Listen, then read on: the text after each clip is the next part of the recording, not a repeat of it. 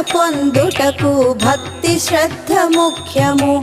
శుద్ధ ఉచ్చారముతో మంత్రము పఠించుము.